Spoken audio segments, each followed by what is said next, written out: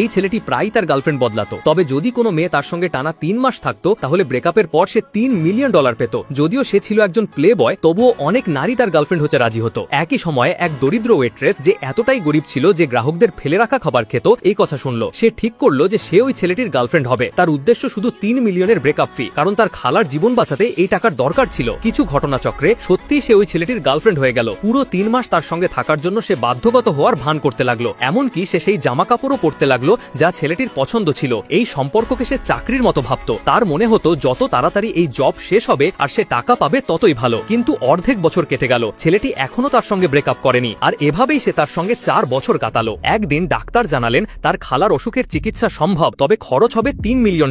নারী স্থির করলো এবার সে ইচ্ছাকৃতভাবে তাকে রাগাবে যাতে ব্রেকআপ হয়ে যায়। সে বাধ্যগত হওয়া বন্ধ করে দিল। জানতো ছেলেটি মিটিং এ আছে, তবুও সেখানে পৌঁছে গেল। অবাক হয়ে গেল, কারণ জানতো ছেলেটি সবচেয়ে বেশি ঘৃণা করে যখন তার গার্লফ্রেন্ড তার কাজে হস্তক্ষেপ করে। কিন্তু এইবার ছেলেটি মিটিং শেষ করে দিল। নারী অবাক হলো, সে আরো জিদ করলো তাকে রাগানোর জন্য। সে সোজা বলে দিল, কাজ করো না, বাড়ি এসো আর আমার সঙ্গে থাকো। যে ছেলেটি সবসময় তাকে বাধ্যগত মনে করত, এখন তার এই বদলে যাওয়া ব্যক্তিত্ব তাকে আরো আকর্ষণীয় লাগতে শুরু করলো। পরের দিন ছেলেটি তার বাবার বাড়িতে খেতে গেল। বাবা যখন থেকে সৎ মায়ের সঙ্গে বিয়ে করেছিলেন তখন থেকেই তাদের সম্পর্ক খারাপ হয়ে গিয়েছিল। এটা জেনে নারী ঠিক করলো সে সেই স্কার্ট পরবে যা ছেলেটির সবচেয়ে অপছন্দের। সেই সময় বাবা ছেলেকে বললেন সে যেন কোম্পানি তার সৎ ছেলেকে দিয়ে দেয়। এতে ছেলে রাগে ফেটে পড়লো। তখনই নারী ভেতরে প্রবেশ করলো। সে ভেবেছিল এই পারিবারিক জমায়েতটা নষ্ট করবে।